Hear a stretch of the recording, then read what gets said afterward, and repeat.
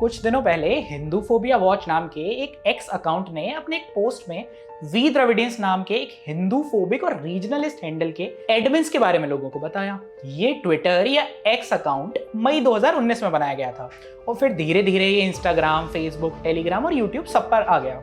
अब जैसे ही इस हैंडल के एडमिन्स को एक्सपोज किया गया, इस ऑर्गेनाइजेशन ने अपने ट्विटर, फेसबुक और इंस्टाग्राम अकाउंट्स को डिलीट कर दिया। वैसे इनकी वेबसाइट और इनके इंग्लिश और तमिल यूट्यूब चैनल्स अभी भी ऑपरेशनल हैं। अब आप सोच रहे होंगे कि ये हैंडल ऐसा क्या कर रहा था कि इसके एडमिन्स की आइडेंटिटी रिवील होते ही उन्होंने अपने सभी अकाउंट डिलीट कर दिए। इसके बारे में कुछ तो प्रॉब्लमैटिक है।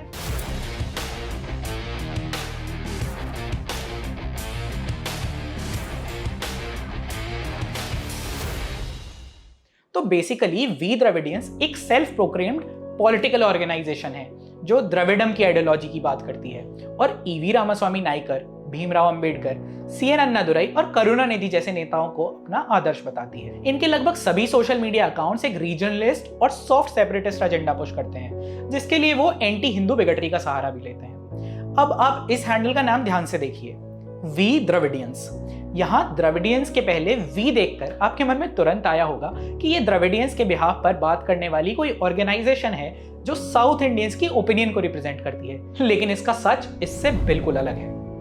वी द्रविडियंस अकाउंट के 4 एडमिन्स हैं। इस अकाउंट के मेन एडमिन तमिलनाडु के कतिर आर सुकुमार हैं। उसके अलावा वेस्ट बंगाल के शेख आबिद हसन, एक मलेशियन सिटीजन रवि चोला और अभी जर्मनी में रह रहे मलयाली क्रिश्चियन रोनाल्ड एंटो मैथ्यू भी इस अकाउंट के को एडमिन हैं। सबसे पहले कतिर सुकुमार की बात करते हैं। ये व्यक्ति अपने आप को एक केमिकल इंजीनियर बताता है जिसकी अपनी एक छोटी सी कंपनी भी है।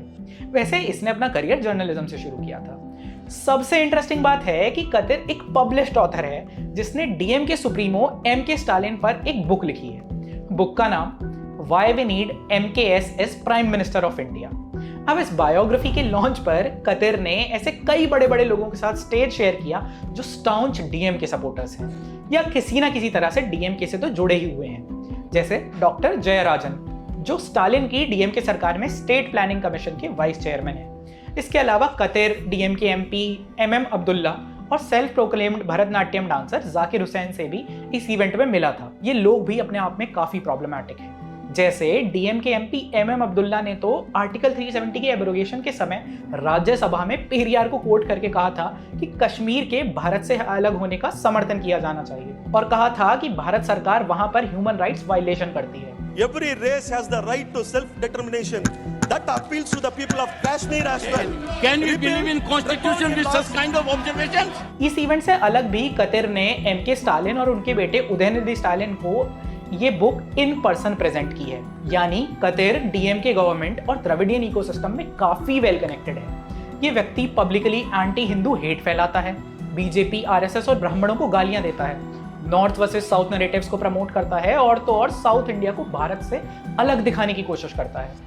अब आप सोचिए कि ऐसे व्यक्ति को भारत के एक राज्य की सरकार लगातार प्रमोट कर रही है। कतिर के बाद वी द्रविडियन मूवमेंट का दूसरा बड़ा नाम है शेख आबिद हसन। हसन बंगाल की इंडियन सेक्युलर फ्रंट पार्टी का मेंबर है। इस पार्टी का फाउंडर अब्बास सिद्दीकी नाम का एक मुस्लिम क्लेरिक है जो हर दूसरे दिन एंटी हिंदू और एंटी इंडिया बयान देता रहता है। बाकी शेख आबिद हसन एक कोलकाता बेस्ड मीडिया ऑर्गेनाइजेशन से भी जुड़ा है जिसके पॉडकास्ट पर मिजो और नागा सेपरेटिस्ट लगातार आते रहते हैं। Army officer can never be trusted.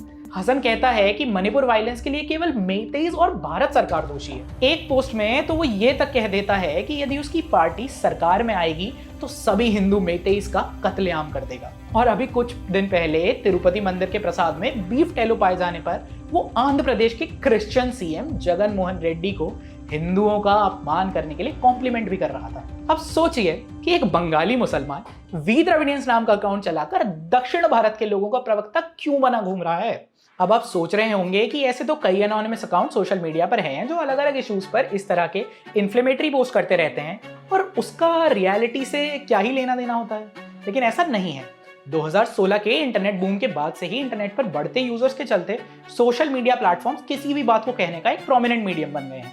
इस साइबर स्पेस में की जाने वाली बातें विद इन नो टाइम लोगों को इन्फ्लुएंस करती हैं और देखते ही देखते online hate rate on ground violence में ट्रांसलेट हो जाती है। और किसी को जरा सी खबर भी नहीं लगती। इसके पहले भी मैंने इंडियंस के अगेंस्ट ऑनलाइन रेसिज्म और फिर गार्गा चैटर्जी जैसे रीजनलिस्ट पर अपने वीडियोस में ये डिटेल में एक्सप्लेन किया है। हमें वी द्रविडियंस जैसे ऑनलाइन मूवमेंट को भी इसी कंटेक्स्ट में समझना होगा। इस सब में वी द्रविडियंस, दलित वॉइस और द सवालवाड़ा जैसे अकाउंट्स का बहुत बड़ा रोल है। इन अकाउंट्स की इतनी बड़ी फॉलोइंग और कांस्टेंट प्रोपेगेंडा के बाद भी किसी ने इन पर ध्यान ही नहीं दिया, जिससे ये ग्रुप्स अपनी डिवाइड एंड रूल वाली रणनीति से भारत को तोड़ने में लगे हुए हैं। इन प्रोपेगेंडा अकाउंट्स का मोडस ऑपरेंडी भी काफी रिवीलिंग है। या तो ये एनोनिमस रहते हैं या फिर हिंदू साउंडिंग नेम्स यूज करके हिंदुओं को ही तोड़ने वाली बात करते हैं। जैसे वी द्रविडियंस के एक एडमिन शेख आबिद के ऐसे कई ऑर्गेनाइजेशन से सीधे लिंक्स हैं जो भारत के अगेंस्ट सेपरेटिस्ट वॉर लड़ रहे हैं। एक ट्विटर स्पेस में तो आबिद ने ये तक माना था कि वो कुकी सेपरेटिस्ट के पैसे से मिजोरम गया था।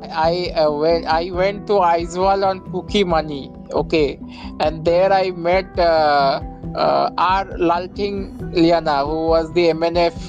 Good night, guys. Good night. Good night. Who अरे सुन तो लो।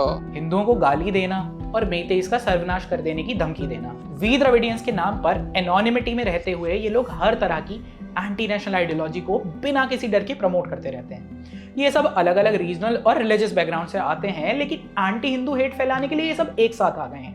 वी द्रविडियन मूवमेंट को लेजिटिमाइज करने के लिए कभी लैंग्वेज प्राइड के नाम पर, कभी स्टेट ऑटोनॉमी के नाम पर, तो कभी इकोनॉमिक जस्टिस और डिवोल्यूशन ऑफ फंड्स के नाम पर भारतीयों को आपस में बांटने के लिए ये लोग काम करते रहते हैं। अब जैसे अपने एक वीडियो में कतिर कन्नड़ा यूट्यूबर अभी गौड़ा से कहता है कि उनकी डिमांड तो केवल स्टेट ऑटोनॉमी और डिसेंट्रलाइजेशन ऑफ पावर की है। अब इस तरह के इश्यूज से तो साउथ में बहुत सारे लोग रेजोनेट भी करते हैं और इनका सपोर्ट बेस बढ़ता रहता है, लेकिन दूसरी ओर ये समाज की हर बुराई का दोष हिंदुओं और ब्राह्मणों पर डालते हैं, ठीक वैसे ही जैसा कि द्रविडियन आइडियोलॉजी सिखाती है।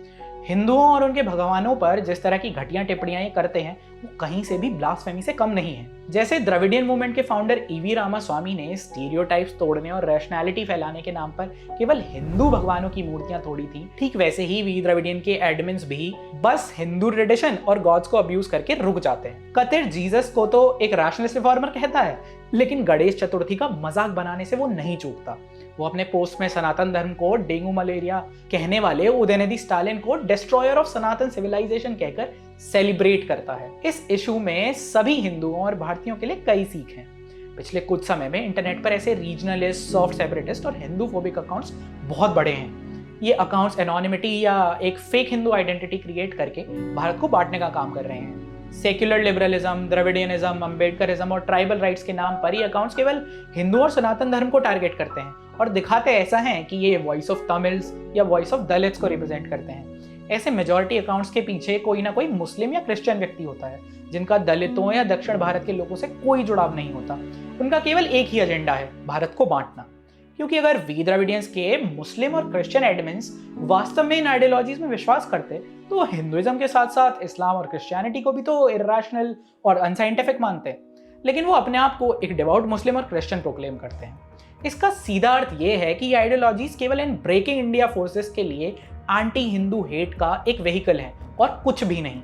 ये बहुत अच्छे से जानते हैं कि हिंदुइज्म ही वो थ्रेड है जिससे पूरा भारत एक साथ जुड़ा हुआ है और इसे कमजोर किए बिना भारत को तो नहीं तोड़ा जा सकता। वो अपनी एक्सट्रीम पोजीशंस को जस्टिफाई करने के लिए हिस्ट्री को तोड़ मरोड़ कर आउट ऑफ कंटेक्स्ट प्रेजेंट करते हैं। सही इतिहास को दबाकर ये नई नई माइथोलॉजीज फैब्रिकेट और मैन्युफैक्चर करते हैं। जैसे सवालवाड़ा का केरलाइट मुस्लिम एडमिन कहता है कि दिवाली पर भारत उस आर्यन राजा को सेलिब्रेट करता है जिसने एक असुर द्रविडियन राजा को मारा था। यानी रामायण से जो हमने अधर्म पर धर्म और बुराई पर अच्छाई की जीत की सीख ली है उसका कोई धार्मिक महत्व नहीं है। लेकिन हाँ, इन प्रोपेगेंडिस्ट के अकॉर्डिंग हमें भगवान राम की रावण पर विजय में नॉर्थ वर्सेस साउथ और आर्यन वर्सेस द्रविडियन जैसी मूर्खता को जरूर मानना चाहिए। प्राचीन ग्रंथों और परंपराओं पर मॉडर्न सोशल कॉन्फ्लिक्ट्स को इम्पोज करना और उनके सही तत्व को मिसरीड करना इनका एक प्रमुख टैक्टिक है। जब पवन कल्याण ने स्टालिन के एंटी हिंदू बिगटरी को कॉल आउट किया था तो वी द्रविडियंस पेज ने उस पर ये गंदा पोस्ट किया था। ये अकाउंट्स इतनी बड़ी संख्या में एंटी हिंदू पोस्ट करते हैं और इन पर कोई एक्शन नहीं लिया जाता। जहां एक कम्युनिटी ऐसे किसी भी विषय पर दुनिया भर से एक सुर में सर तन से जुदा की आवाज लगा देती है, तो वहीं हिंदू अपने देवी देवताओं के अपमान पर चूं तक नहीं करते। और इससे वी द्रविडियन जैसे ग्रुप्स हिंदुओं के प्रति हेट स्पीच और ब्लास्फेमी को बिना किसी डर के नॉर्मलाइज कर देते हैं। हिंदुओं के धार्मिक त्योहारों को या तो नकार दिया जाता है या उन्हें केवल क्रूड सोशल टर्म्स तक रिड्यूस कर दिया जाता है। जैसे आजकल लोग महिषासुर और रावण को एक द्रविड़ असुर राजा कहकर अपना पूर्वज भी बताने लगे हैं। North versus south, Dalit rights, tribal rights, secular liberalism और रैशनैलिटी के नाम पर चलने वाले वी द्रविडियंस जैसे कई सोशल मीडिया अकाउंट्स अपना हिडन एजेंडा चला रहे हैं, लेकिन इनकी बातों में इतना कॉन्ट्रडिक्शन होता है कि आप आसानी से इनकी सच्चाई को पहचान सकते हैं। ये रैशनलिस्ट या एथीस्ट होने का दिखावा करते हैं, लेकिन इनमें से अधिकतर लोग यीशु और अल्लाह के प्रति अपना विश्वास प्रकट करने में थोड़ा भी नहीं हिचकिचाते। ये हिंदी से तो भरपूर घृणा करते हैं, लेकिन उर्दू जैसी भाषाओं को सरकारी संरक्षण देकर उनको बढ़ावा देते हैं। इनके मॉडस ऑपरेंडी में इतने कॉन्ट्रडिक्शंस इसलिए हैं क्योंकि इनका एजेंडा केवल द्रविड़वाद और अम्बेडकरवाद का सहारा लेकर समाज में विष घोलना है। हम भारतीयों को इस तरह के छलावे में न फंसकर सही और गलत में अंतर करने का विवेक रखना चाहिए। विचार कीजिए। धन्यवाद।